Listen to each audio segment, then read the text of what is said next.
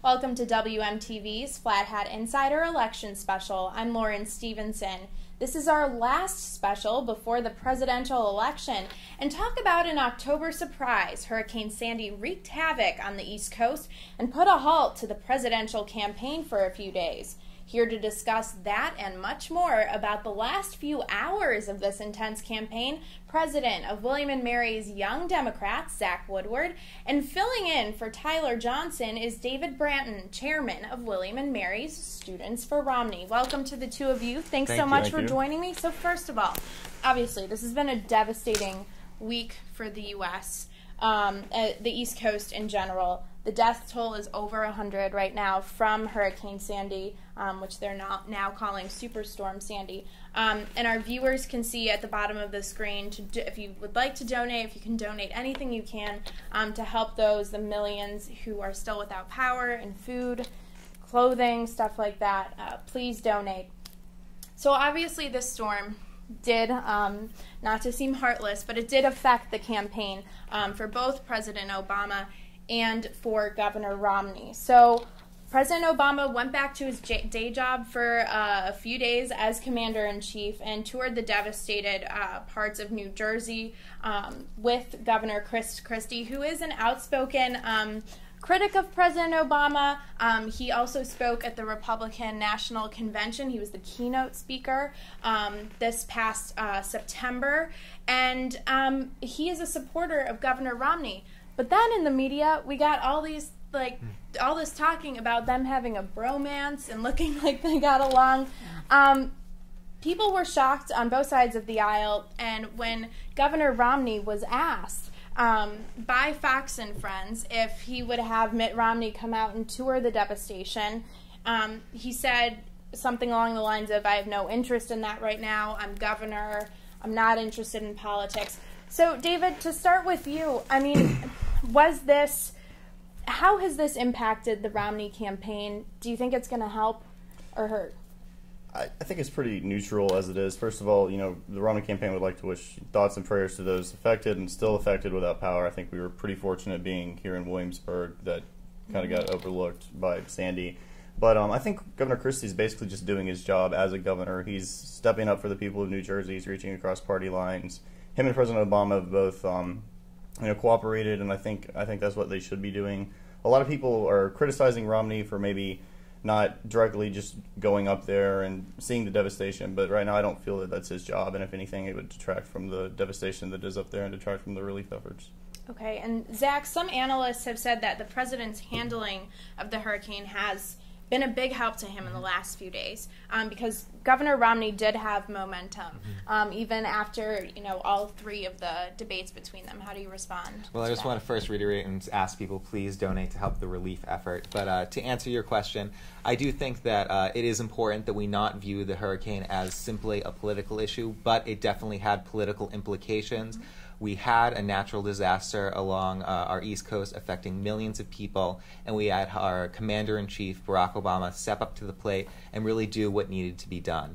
And I think with the interaction between Governor Christie and President Obama, you really saw two elected officials from different parties recognizing that there was a public need and addressing that need and going beyond politics. So I thought what people saw really helped the president's campaign in that they saw our Commander-in-Chief acting like our Commander-in-Chief and being a strong leader to help the millions of Americans that were affected by this storm.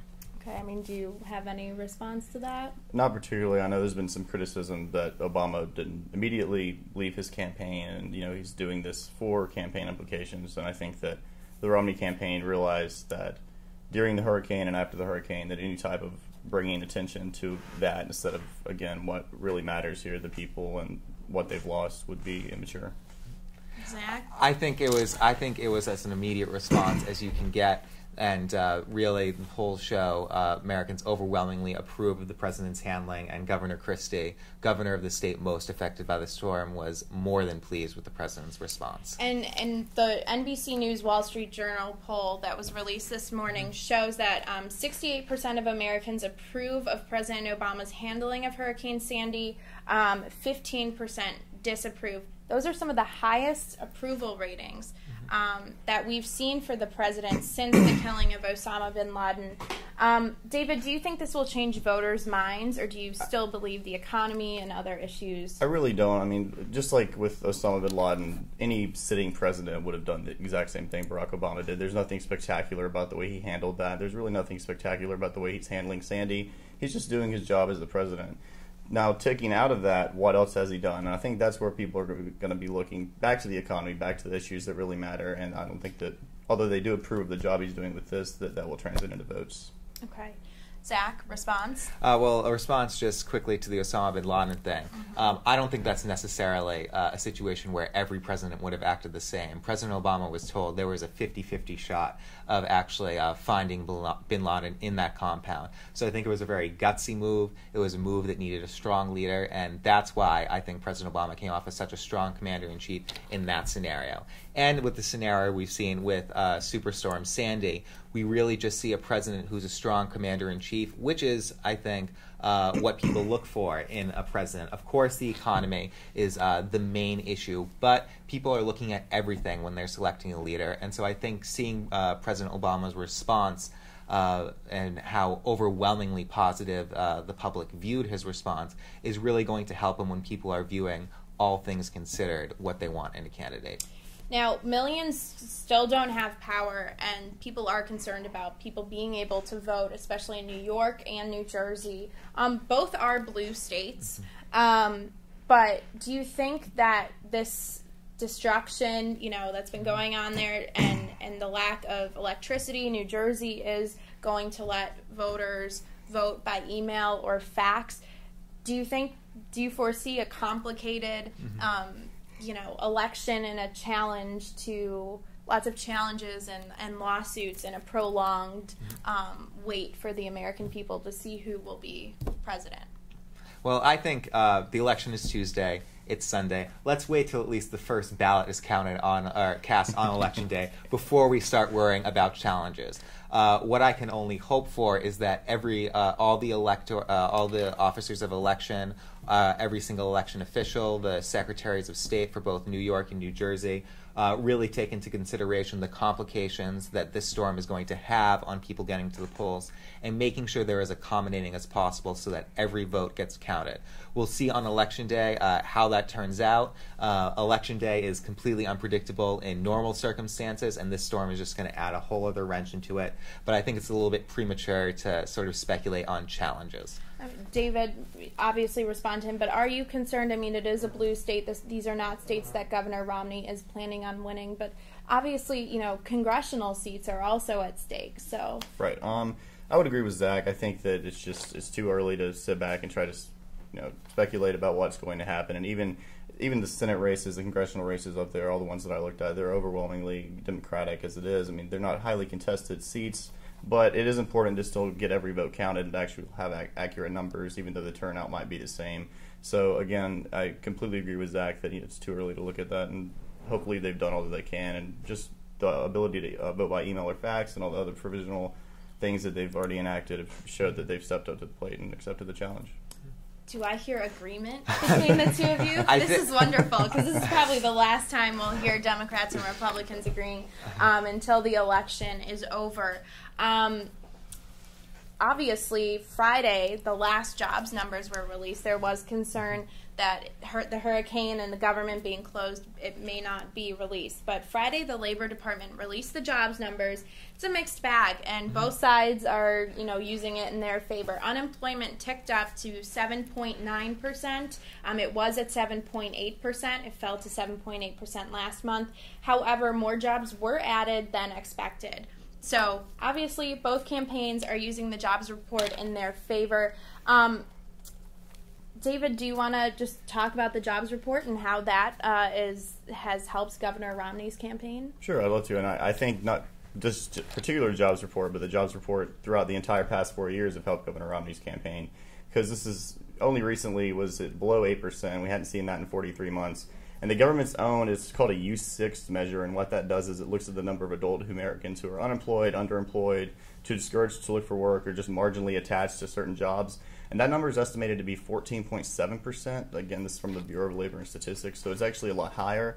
And what the Obama campaign has done is said, well, there's been these jobs, private sector job growth is occurring, but actually what is going on is the number of jobs might be increasing, but they're not good quality jobs. They're just low-skilled, low-paying, minimum-wage jobs, and that's not what we need right now. We need a strong infrastructure. We need a better jobs and a better economy to put them in. Now, Zach, Governor Romney has said, President Obama, when he ran 4 years ago, promised that he would bring unemployment down to around 5%. He hasn't done that. So why should people give the president another 4 years? Well, I think you need to look at what the two candidates' plans are and what the two parties' plans are. President Obama has repeatedly put forth job creation strategies.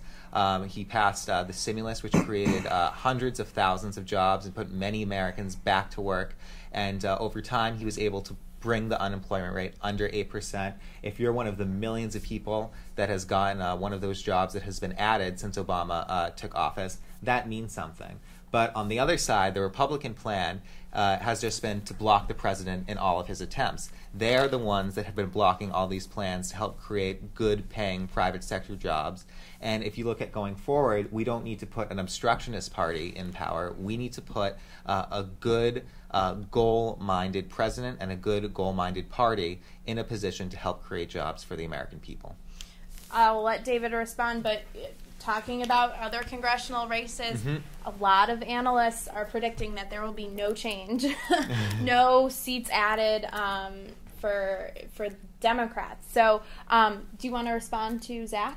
Well, sure, I guess. I think, he says the Democrats are a goal-minded party, and they did have goals, and they had goals 4 years ago, and they were supposed to be met by now. The president promised to drop unemployment below 5% during his first term, and look where we are at today with record unemployment, and especially it not going below 8% for the past 43 months. So I really don't want to get into the details of it, but what you're doing is they're just using the same policies. They failed.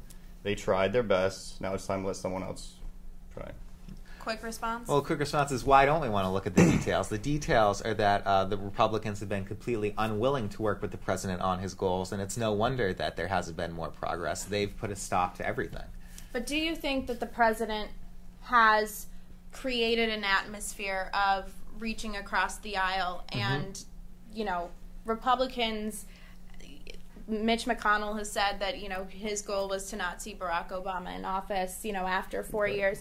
But do you think the president has led by example? And, it's a two-way street. Yeah, absolutely. But if you look at the various issues that this president has dealt with, healthcare reform, the debt ceiling, managing our deficit, he's continuously brought bipartisan meetings into the White House to get ideas from both sides. He's taken ideas. If you look at just the healthcare bill, he hacked away at all of the plans, took out the public option at the request of the Republicans, and they've continuously just decided to vote no on all of his measures and not bring forth any ideas to help seriously get our American economy back in action.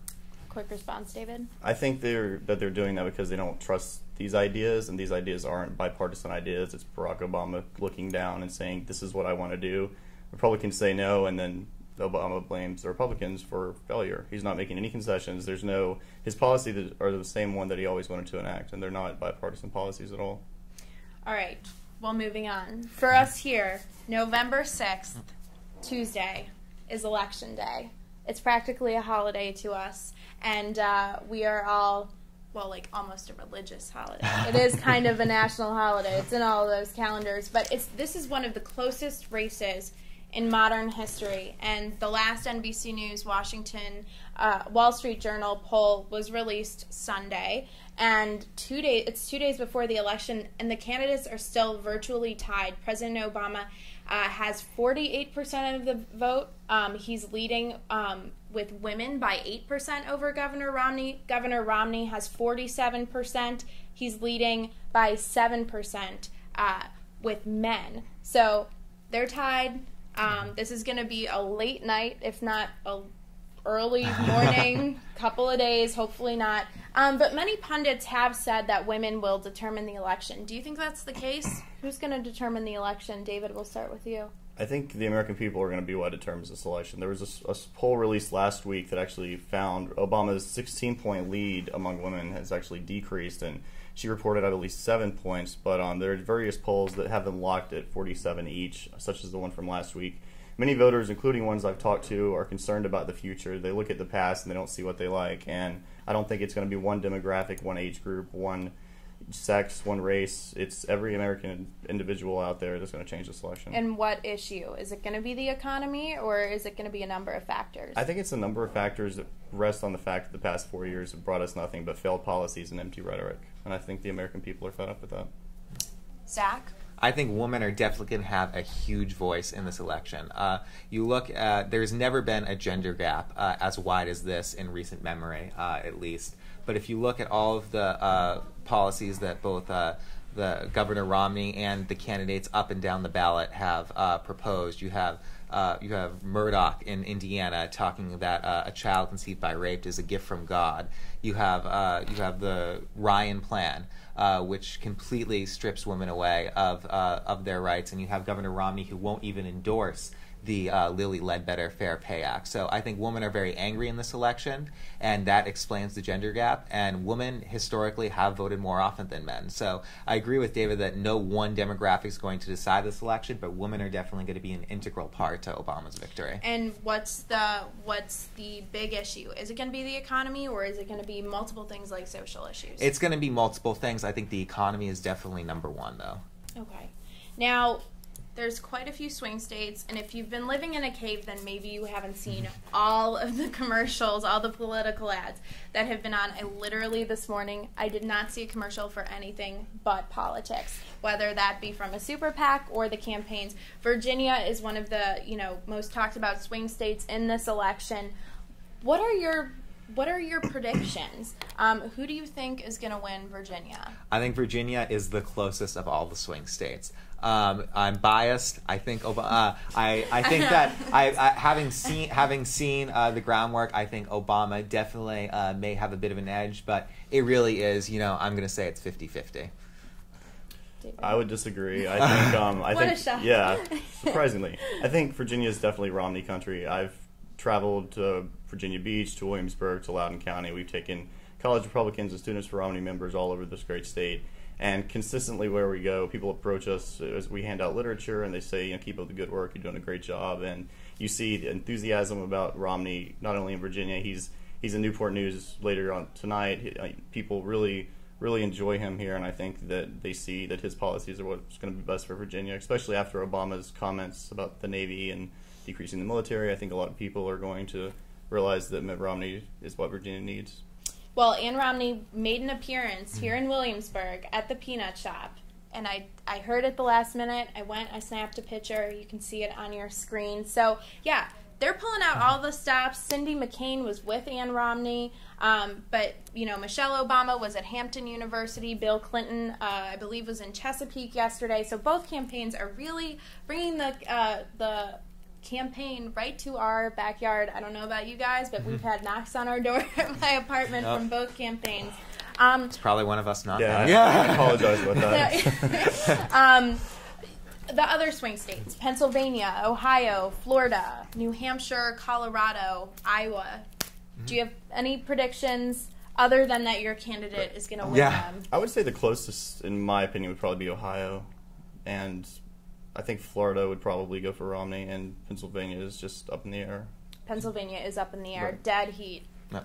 I think Pennsylvania is going to go Obama, but Colorado I think is the closest one of the swing states other than Virginia, and I think Ohio. You've seen virtually every poll has Obama a few points up, so I don't think Ohio can be necessarily it's a leading Obama state.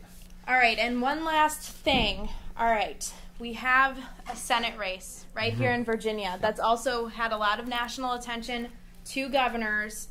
Two former governors running against each other, Republican George Allen, Democrat Tim Kaine. It's also a close race. Can I assume that you think Allen's going to win and you think Kaine's going to win? Just based on the polls, looking at last week, one of the polls had Allen up 5, another one had Kaine up 4. I think this can be very close. I think the race will be pretty contingent on the presidential victory. Whoever wins Virginia, I think that senator will probably... Do you think that's the case? I used about a week ago. I thought that was the case, But I do think that now it's going to be a bit more of an easy win for Kaine.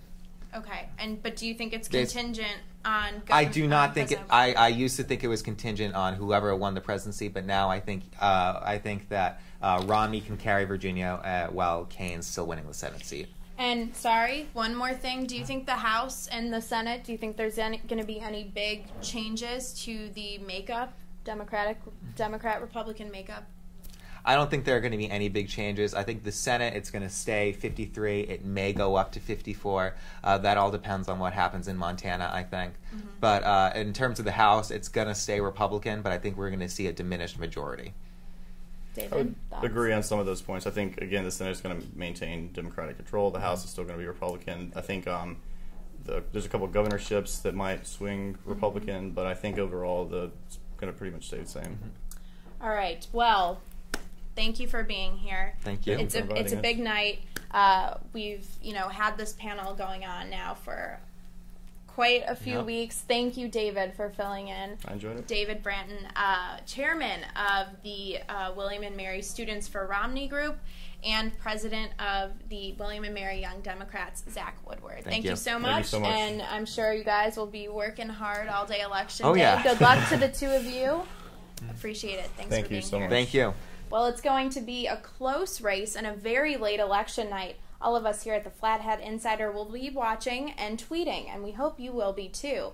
Be sure to like us on Facebook and follow us on Twitter, and follow me on Twitter at LJ Stephenson. I'll be live tweeting all election afternoon, evening, and night, so order a bunch of pizzas, pop that popcorn, and if you're over 21, yes, only if you're over 21, enjoy a nice adult beverage. Thank you for watching all of these special election editions of the Flat Hat Insider. I'm Lauren Stephenson, and we'll see you back here next time.